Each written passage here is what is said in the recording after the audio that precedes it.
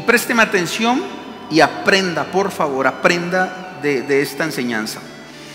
Primera de Juan, capítulo número 5, versículo número 7. Primera de Juan, capítulo 5, versículo número 7. Dice así. Ojalá, si usted desea anotar esto, se lo recomiendo. Dice Juan capítulo número 5, versículo 7. Atentos, dice así: porque 3 son los que dan testimonio. ¿A dónde? En el cielo.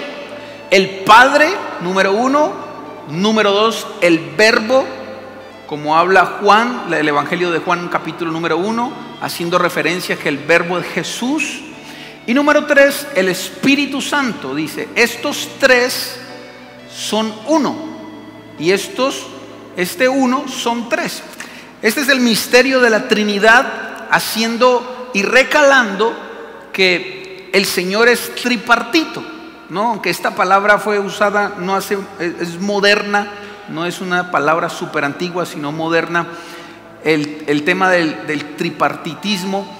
Pero aquí lo que nos hace ver el versículo es que Dios es tripartito. Dios está dentro de la Trinidad. O sea, es uno, pero son 3, y son 3, pero son uno. Es un gran misterio que hemos ido entendiendo poco a poco, y a veces hay cosas que patinamos ahí porque son los designios de Dios. Pero el tema es que Dios nos está diciendo que ellos son 3 y los 3 son uno. ¿Listo? La Biblia también dice que nosotros somos hechos a la imagen y a la semejanza de ellos 3 y de uno y de 3. ¿Me explico? Al ser a la imagen y semejanza del Padre, del Verbo y del Espíritu Santo, también nos encontramos bases en la Biblia que nos dicen que así como Dios es tripartito, nosotros somos hechos a su imagen y a su semejanza, y que también somos tripartitos. O sea que nuestro ser comprende de 3 partes.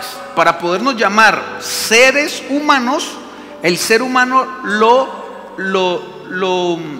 lo hace 3 partes, que es como Dios es Padre, Hijo y Espíritu Santo. Nosotros los seres humanos también somos espíritu, alma y cuerpo. Dice Primera de Tesalonicenses 5:23, que dice: y el Dios de paz os santifique por completo, y todo vuestro ser. Y aquí viene a explicar entonces de qué está compuesto, por decirlo así, el ser del humano, el ser. Escuche esto: y todo, el mismo Dios de paz os santifique por completo, y todo vuestro ser. ¿Qué es nuestro ser? Entonces aquí viene espíritu. Nótese que la Biblia dice espíritu con E minúscula. El versículo anterior decía espíritu con E mayúscula. Cada vez que usted se encuentra en la Biblia con la E mayúscula, se está refiriendo a Dios o al Espíritu Santo en este caso. No es un error de la gramática, sino que es intencional para hacer una diferencia entre el hombre y Dios. Pero aquí sí lo dice en minúscula, haciendo referencia no al Espíritu de Dios, sino al Espíritu que Dios ha puesto en nosotros para conformar entonces todo nuestro ser, como dice el versículo. Después dice que el alma, el cuerpo. ¿Para qué? Para que sean guardados para la venida de nuestro Señor Jesucristo. Lo que quiero que notes es eso, que así como Dios es tripartito, nosotros también somos tripartitos.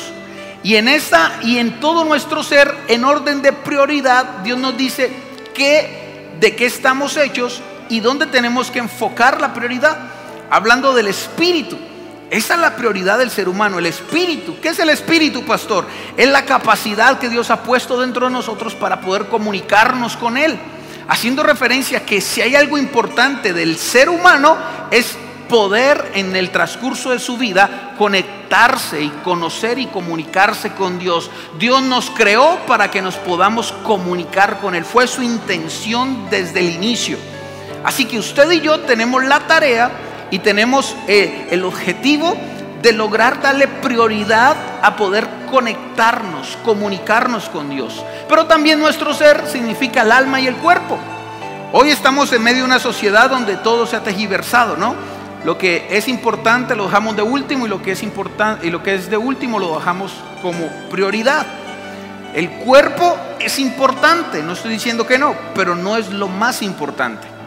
hay que cuidarlo, hay que tratar de estar bien físicamente y comer bien y todo el tema. Eso es importante. No dice que no, pero no es lo más importante.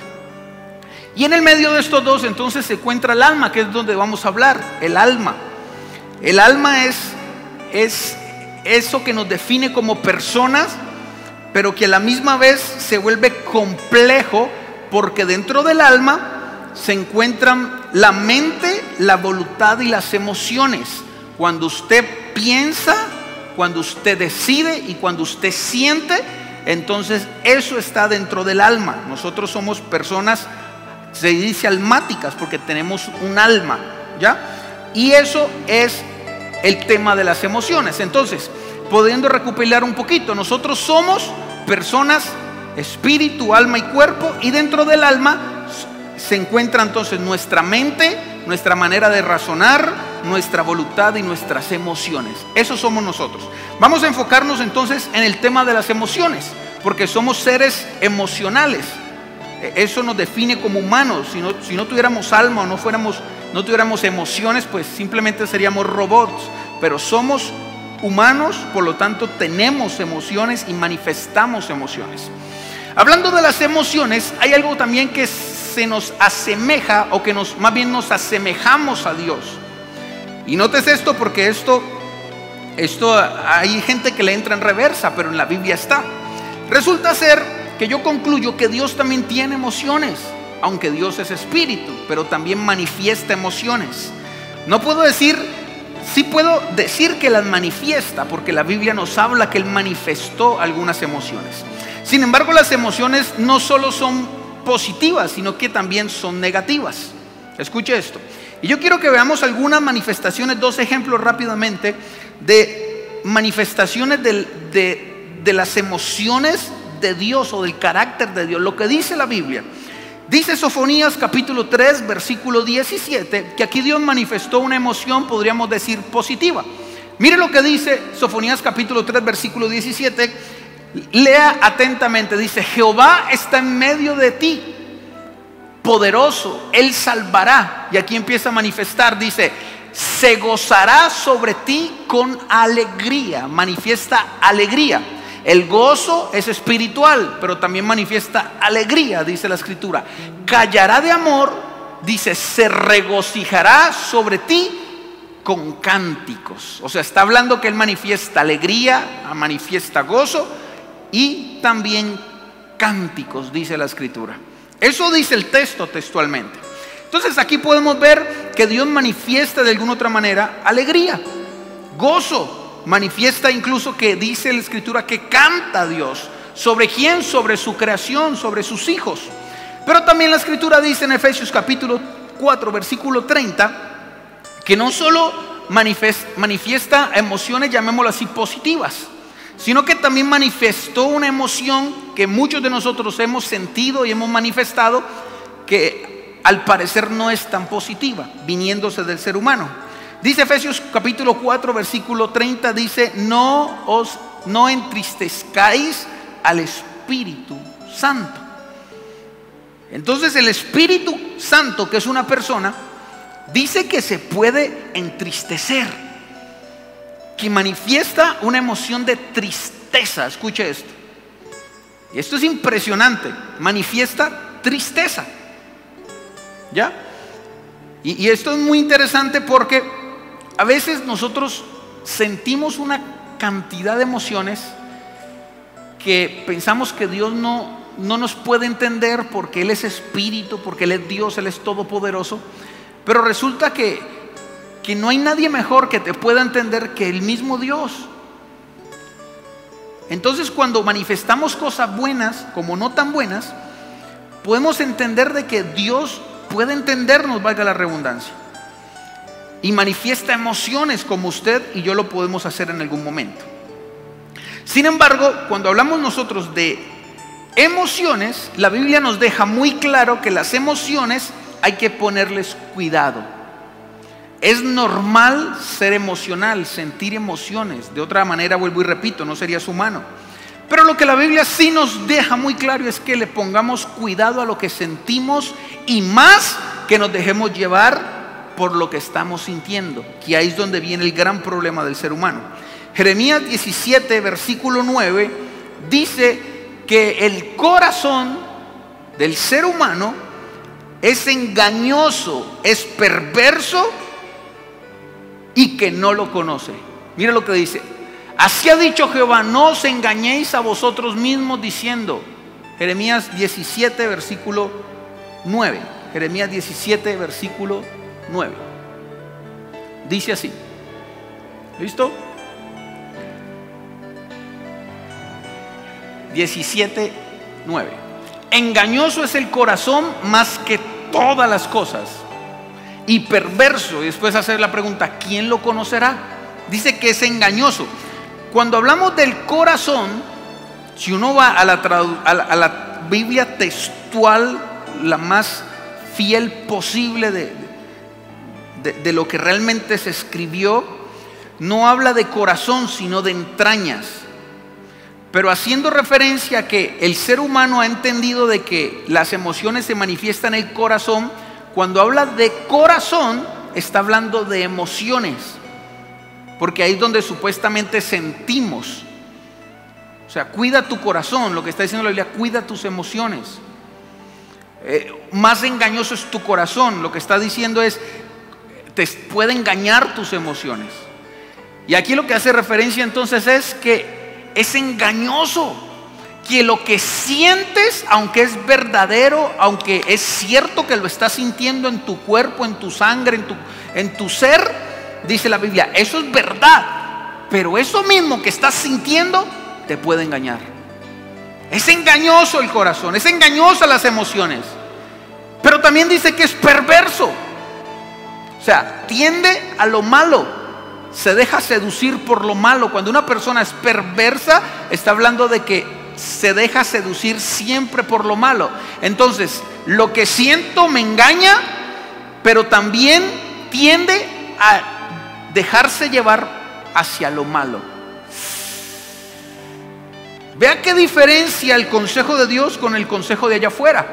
Allá afuera estamos acostumbrados en las novelas a que le diga el actor a la actriz: déjate llevar por tu corazón, déjate llevar por lo que sientes, sé feliz. ¿Qué te dice tu corazón? ¿Has escuchado esa frase? ¿Qué te dice tu corazón? Y Dios está diciendo: un momentico, porque lo que te dice tu corazón te puede engañar, te va a seducir hacia lo malo. Y lo otro dice: no lo conocerás.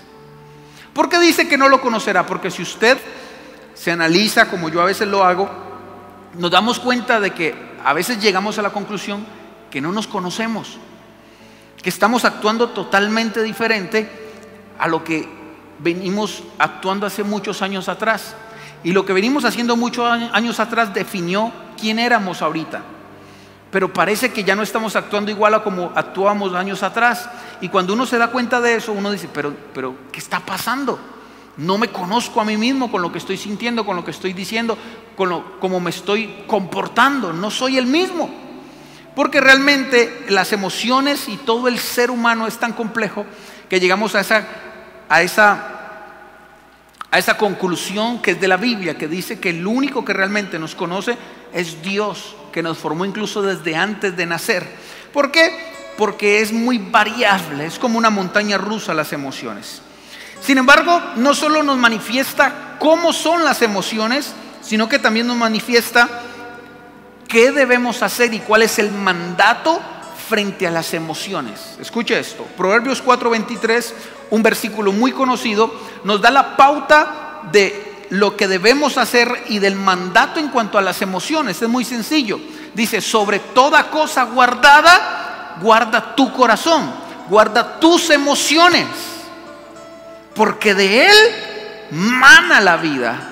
Lo que está diciendo la palabra es: sobre toda cosa que tienes que prestarle atención es a tus emociones, porque tus emociones te van a llevar a lo bueno, te van a llevar a la vida, o te van a hacer perverso, te van a inclinar hacia lo malo. Mucho cuidado. Entonces, para ser espirituales no tenemos que dejar de sentir, eso es mentira. Es más, en el gremio eclesial hay un término que no me gusta, que es muy almático. Es muy almático. Y si no somos almáticos, si no somos emocionales, ¿dónde estamos parados?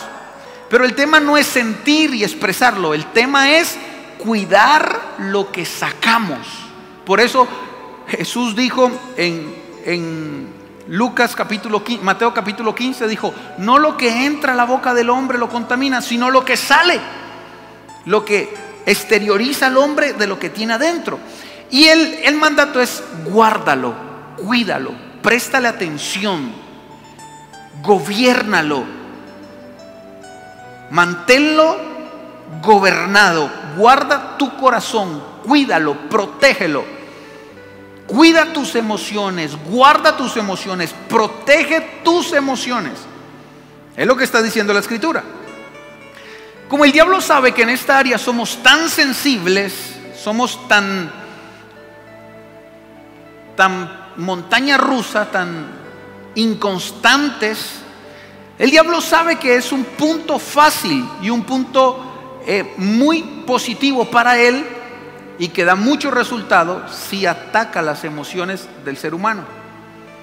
Mire que cuando uno empieza a caminar con Cristo, uno siempre está luchando con cosas, pero cuando ha alcanzado alguna madurez, usted se da cuenta que usted empezó con Cristo y usted tenía debilidades por cualquier acto inmoral, pero luchó, le creyó a Dios y lo superó. Después otros luchaban con el alcoholismo, otros luchaban con la mentira, y a medida que se van portando y van tomando en serio a Dios y en serio la palabra de Dios, uno ve cómo Dios lo transforma. Lo hemos visto, somos testigos de eso. Yo soy testigo de que Dios transforma. Él lo ha hecho. Pero a medida que uno va creciendo con el Señor, se va dando cuenta que el enemigo viene a atacar, y hay lugares donde el enemigo ya no puede entrar en nuestra vida.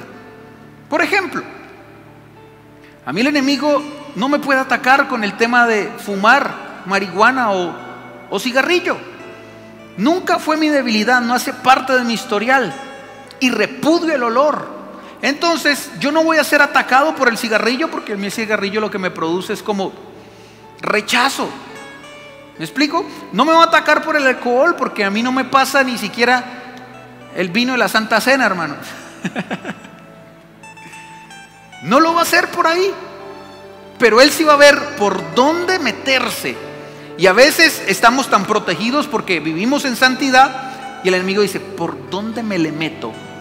¿Por dónde me le meto? Y te analiza, dice: por aquí no, por los hombres no, por las mujeres no, por el trago no, por la rumba no.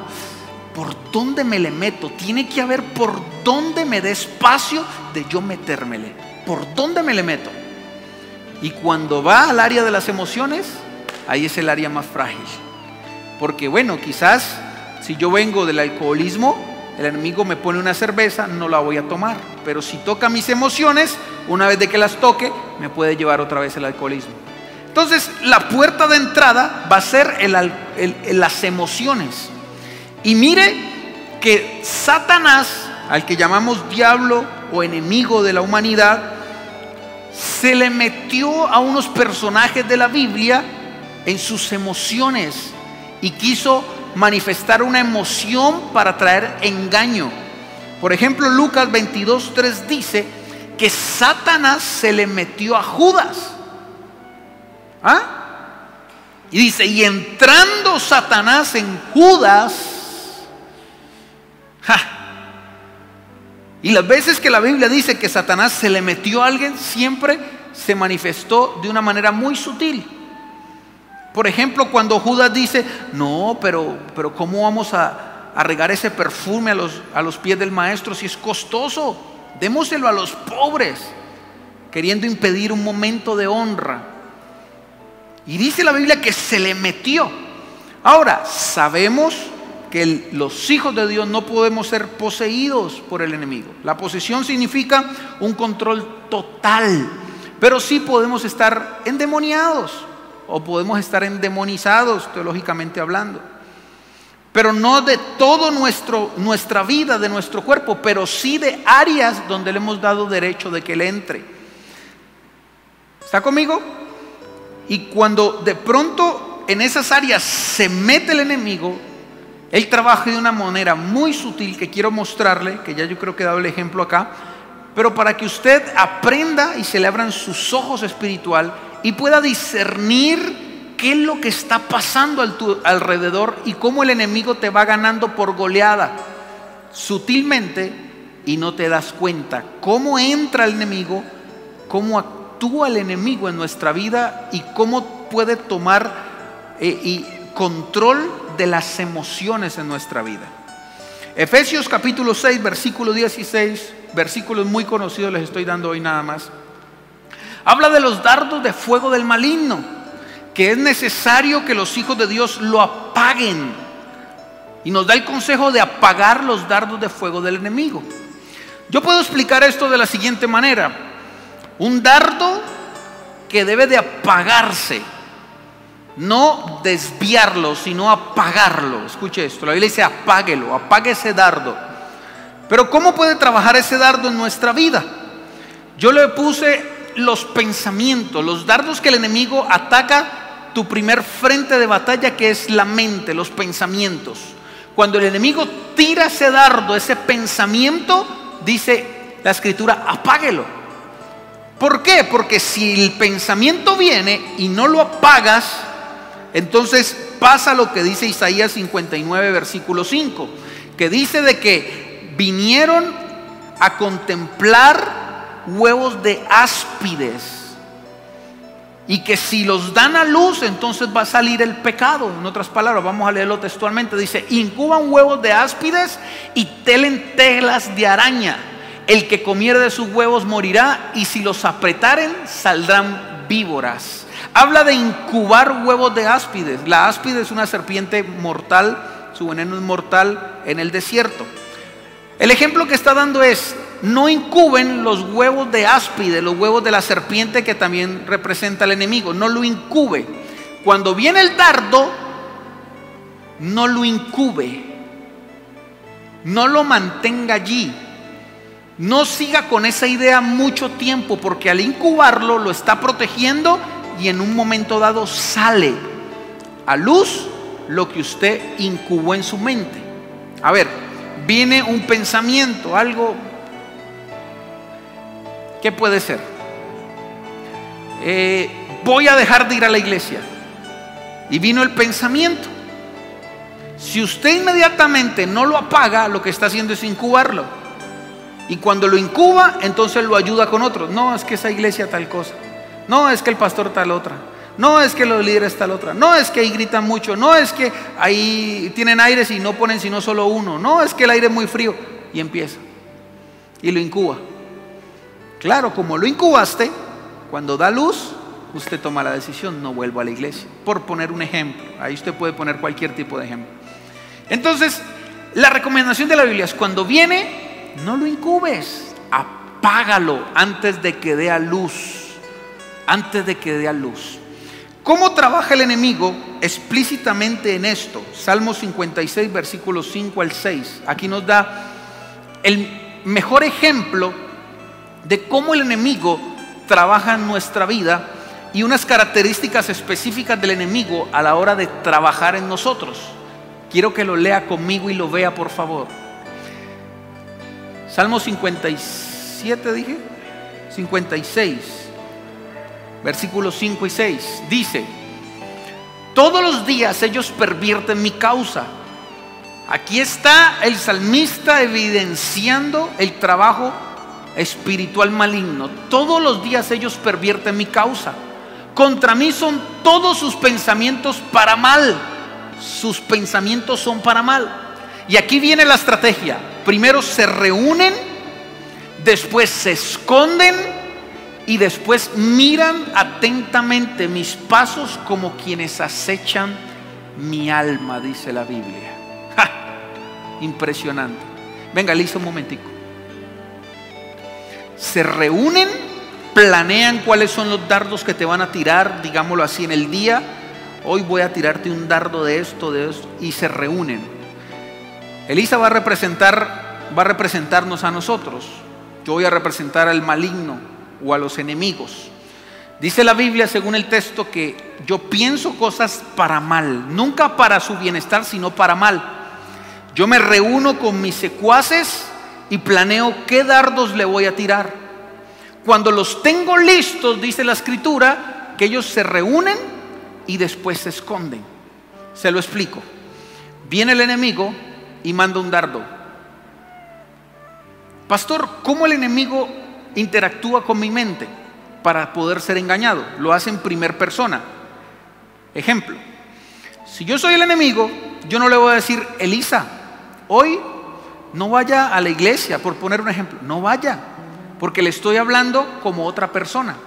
Entonces ya va a entender que es otra persona externa. Pero yo no le voy a decir: no vaya a la iglesia. Yo voy a decirle: no tengo ganas de ir a la iglesia. Cuando yo mando ese dardo, ella lo coge, lo incuba y piensa: ah, soy yo el que no tiene ganas de ir a la iglesia. No tengo ganas, no me nace ir. Pero ¿de dónde surgió esa idea? Si ella no aprende esto que le estoy explicando, ella va a decir: es que fui yo, de aquí nació. Pero cuando usted entiende cómo trabaja el enemigo, él engaña cuando te habla en primera persona. Hoy quiero ir a tomarme una cervecita. Ah, yo quiero irme a tomar. No, no soy yo, es un dardo que me quiere engañar, haciéndose pasar por mí. Cuando él se reúne, manda el dardo, después dice la Biblia, se esconde. ¿Para qué se esconde? Para pasar desapercibido. Para que usted entienda que fue usted, que a usted le nació, que esa idea fue suya, que eso que está sintiendo viene de usted mismo, que eso que le está pasando es verdad. Nadie me está hablando, nadie me está infundiendo cosas. Soy yo que me lo inventé, soy yo el que estoy pensando así. Y él pasa desapercibido. Él quiere que no sepas que es él el que te está hablando, y pasa desapercibido. Y después dice: y acechan. Desde acá quieren hacerse pasar desapercibidos, pero están mirando atentamente tus pasos y acechándote. ¿Por qué, pastor? Porque en el tema de las emociones y los pensamientos, el único que sabe lo que está pensando ella en este momento no es el diablo, sino Dios y ella. El diablo no puede leer tus pensamientos, solo Dios y el que los está teniendo. Por cuanto yo mande el dardo de que no quiero que vaya a la iglesia, yo no sé si ella va a corresponder al dardo hasta que lo manifieste.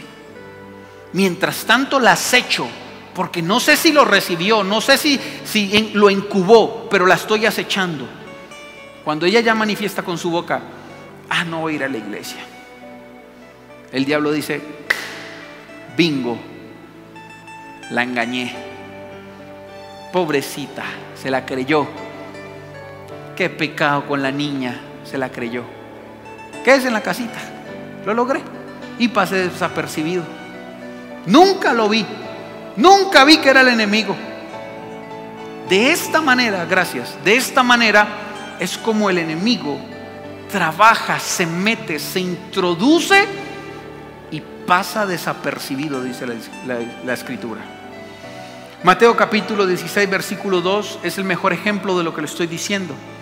Dice la Biblia una vez más que Satanás se le metió a Pedro y Jesús lo identificó que no era Pedro, no era la carita de Pedro, no era la barba de Pedro, era Satanás en Pedro. Y esto es una de las bases suficientes por la cual nosotros creemos que el cristiano no puede ser poseído, mas sí endemoniado. Y dice entonces que Pedro, pero que era Satanás, empezó a reconvenir a Jesús y lo hizo en las emociones. Le dice: Jesús, ten compasión de ti. ¿Cómo vas a ir a sufrir? ¿Cómo vas a hacer eso? No, Jesús, pobrecito. Atacando las emociones. Dice: entonces Pedro, tomándolo aparte, comenzó a reconvenirle, a hacerlo cambiar de idea. ¿Cómo? Diciendo: Señor, ten compasión de ti. En ninguna manera esto te acontezca. Y si usted sigue leyendo, Jesús dice: apártate de mí, Satanás, porque me eres tropiezo para cumplir mi asignación. El enemigo reconviniendo en las emociones a Jesús. ¿Aló? ¿Alguien está aprendiendo en esta noche o no? Hechos capítulo 5, versículo 3, versículo 1, para ir terminando esta enseñanza que yo espero que sea muy valiosa para usted. Dice: pero cierto hombre llamado Ananías, con Safira su mujer, vendió una heredad y sustrajo el precio. Sabiéndolo también su mujer, y trayendo solo una parte, la puso a los pies de los apóstoles. Y dijo Pedro: Ananías, y le hizo una pregunta. Escuche, dice: ¿por qué? ¿Por qué? ¿Por qué llenó Satanás tu corazón? Para que mintieses al Espíritu Santo y sustrajeses el precio de la heredad. Pedro haciéndole una pregunta a Ananías: ¿por qué permitiste que Satanás llenara tus sentimientos? ¿Por qué permitiste que Satanás llenara tu corazón para mentir? Esto es un contexto tremendo, donde aquí también podemos hablar de la religiosidad interna y externa, que un día también hablé. Aquí usted ve plasmado la religiosidad en pasta, porque es muy claro el versículo. Si lo seguimos leyendo, usted se da cuenta que Pedro le dice: estás haciendo algo que nadie te pidió. Usted muy bien se pudo haber dejado su dinero y no pasa nada, pero usted se comprometió a hacer algo que nadie le pidió. Y esto me llama mucho la atención, porque la religiosidad nos lleva a hacer cosas que nadie le ha pedido, que no son esenciales para la salvación, que no son esenciales para muchas cosas. Si el evangelio es más descomplicado que confuso, y este hombre está haciendo cosas que Dios no le pidió, y todo el contexto, que no tengo tiempo para explicárselo, llevó a la conclusión que su corazón, él permitió que Satanás llenara sus emociones para mentir sin necesidad. Y quiero finalizar diciendo: la Biblia dice aquí que Pedro le preguntó a Ananías: ¿por qué? Cuando habla del por qué, está exigiendo una explicación. Cuando usted se pregunta cuando usted formula esa pregunta, la pregunta viene con énfasis de explicación, de exigencia. Yo exijo que me expliques por qué. ¿Por qué lo permitiste? ¿Por qué dejaste que Satanás tocara tus emociones? ¿Por qué dejaste que él se metiera en tus emociones? Y usted sabe lo que pasó. Ananías y Safira murieron por el pecado de la mentira. Pero la recriminación de Pedro, o más bien la explicación que está exigiendo Pedro, y que yo creo que es lo que Dios nos dice en esta noche como enseñanza, es pidiendo una explicación por qué nosotros dejamos que Satanás llene, actúe, toque y manipule nuestras emociones.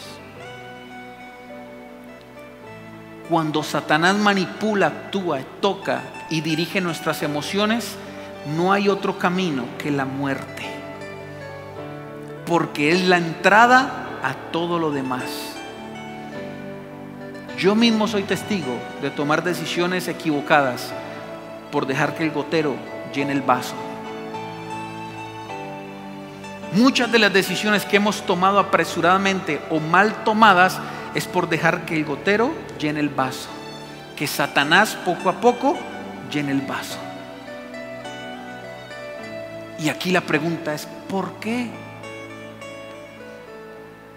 ¿por qué eres tan permisivo? ¿Por qué eres tan ingenuo de dejar que el enemigo poco a poco te llene el vaso? ¿Aló? Las emociones son tan fluctuantes y complejas que Dios sabe que es la entrada del enemigo para traer muerte a tu vida. Nada se mueve sin haberlo sentido, o sin tomar la decisión, o sin pesarlo, o sin decidirlo, que es la parte compleja del ser humano llamada alma. Y ahí es donde el enemigo centraliza su ataque y te hace pasar, perdóneme la expresión, hablando de mí mismo, nos hace pasar como bobitos, como tonticos.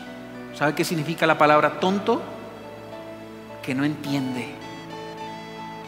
El tonto es el que no entiende. Y muchas veces el enemigo ha jugado con nosotros, tratándonos como niños, tratándonos como tonticos, como que no entienden que detrás de todo esto está Él. Y vuelvo y repito, y nos va ganando por goleada. Y el religioso dice, yo no peco. El religioso dice, estoy en santidad. El religioso dice, estoy sirviendo. El religioso empieza a ver lo que él no hace, pero no se fija en lo que sí hace. Y lo que está haciendo es producto de que sus sentimientos, el enemigo lo ha llenado a goteras. Y ahí viene la recriminación. ¿Por qué? ¿Por qué? ¿Por qué permitiste que tu vaso fuera lleno? ¿Por qué? Pastor, deme la solución de esto. Si hablamos de llenura, nada se llena si está lleno. Amén. Yo no puedo llenar esta botella si ya está llena. Si está medio llena o medio vacía, dependiendo como usted la quiera ver, yo puedo llenarla. Pero si está llena, ¿qué voy a llenarla? No cabe, se va a botar. ¿Alguien me está escuchando? Si Ananías dejó que se le llenara, era porque su botella estaba vacía o medio llena. Y a veces nos fijamos en lo llena, en lo medio llena que está, y no en lo medio vacía que está. Nos conformamos tan poquito cuando podemos tener mucho. Le llamamos medio llena al venir a un culto. Le llamamos medio llena a servir. Le llamamos medio lleno a leer la Biblia.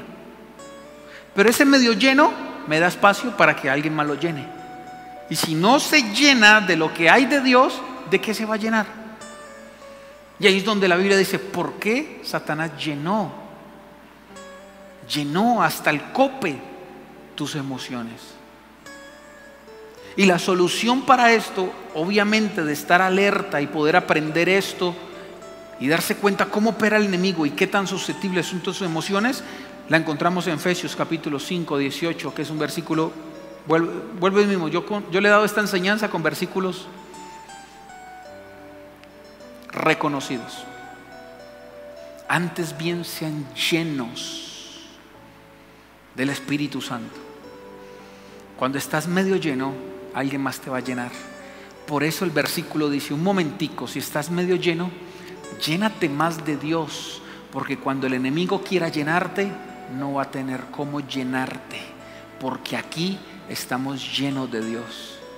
Alguien dígame amén, por favor. Colóquese de pie.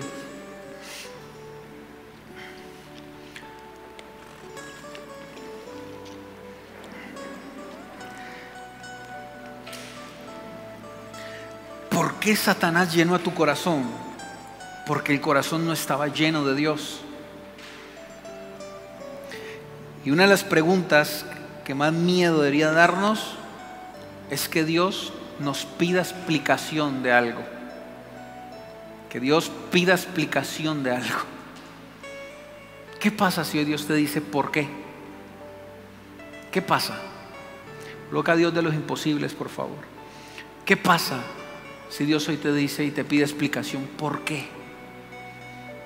¿Por qué dejaste que se afectara tus emociones y dejaste de servir? ¿Por qué dejaste que se afectaran tus emociones y dejaste de ir? ¿Por qué dejaste que Satanás llenara tu corazón y dejaste de orar, de creer, de tener fe?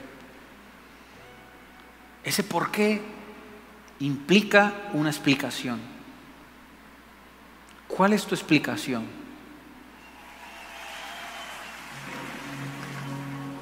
Yo no tengo explicación para eso, pero sí tengo la solución. Si estoy medio lleno o medio vacío, como lo quiera ver, llenémonos de Dios y entreguémosle esa área, que es el área, estoy seguro y se lo firmo donde sea, es el área más susceptible donde el enemigo pueda entrar.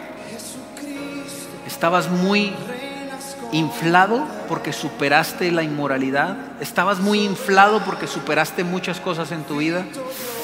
Mucho cuidado. Puedes estar siendo engañado en las emociones y ni cuenta te das que allí, desde allí el enemigo está operando. Amén. Cierre sus ojos, levante sus manos un segundo. Sé que ya está tarde, pero no salga de aquí sin pedirle al Señor que ese vaso que está medio lleno o medio vacío sea lleno de Él. Que tus emociones hoy se llenen de Dios. Si el enemigo puede usarlas y atacarlas, yo creo que Dios puede protegerlas y puede guardarlas en el nombre de Jesús. No caigas, no seas tan, perdóneme tan débil. No seas tan ingenuo, no seas ingenuo. Antes bien, sé lleno del Espíritu Santo. Levanta tus manos. Padre, yo oro por la iglesia. Te pido que los llenes de ti. Llénanos de ti, Señor. Llena nuestro vaso, Señor. Toma el control de las emociones, de la mente, de lo que pensamos, decidimos, actuamos, sentimos, Señor. Padre, yo no sé, Señor, cuál es la condición de cada uno, pero yo estoy seguro que tú has hablado. Yo estoy seguro que tú has enseñado, tú has redarguido, Señor. Yo te pido que el vaso ahora se llene. Ahí donde estás, sé lleno. Sé lleno en el nombre de Jesús. Sé lleno del Espíritu Santo. Antes sé lleno del Espíritu Santo. Tu mente, todo el ataque que has recibido, toda la fluctuación, todo lo que has querido hacer y al otro día no hacer, has entrado en confusión. Ahora en el nombre de Jesús se llena tu vaso, se llena tu mente, se llena tus emociones, se llena tu alma, se llena tu cuerpo. Todo lo que tú eres lleno de la presencia de Dios. Se va la confusión, se va la mentira, se va el engaño, se va la manipulación del enemigo en tus emociones. Por el poder de la palabra, recibe ahora ahí donde está, recibe de parte de Dios. No serás engañado, no serás manipulado por el enemigo, no más. En el nombre de Jesús, pierde fuerza y autoridad el enemigo sobre tus emociones. No serás manipulado, no tomarás decisiones basadas en manipulaciones. En el nombre de Jesús, en el nombre de Jesús, no eres como dice Santiago, que te van y te traen, te llevan y te traen. No eres como las olas del mar, no eres como las olas del mar. El enemigo no puede llevarte y traerte, no puede jugar contigo. Eres un hijo, eres un hijo, y como hijo llénate de tu papá, llénate de tu papá, llénate de tu papá. En el nombre de Jesús, más. Ahí donde estás, más de Dios sobre tu vida, más de Dios sobre tu mente. Toda manipulación en tu mente, fuera. En el nombre de Jesús. Lleno de Dios. Lleno de Dios. En el nombre de Jesús. En el nombre de Jesús. Levanta tus manos. Iglesia, te bendigo en el nombre de Jesús. Jehová te guarde y te bendiga. Jehová haga resplandecer su rostro sobre ti. Jehová tenga de ti contentamiento. Jehová te ponga por cabeza y no por cola. Jehová te use y que nunca el enemigo te manipule. En el nombre poderoso de Jesús. Y la iglesia dice, dele un aplauso al Señor.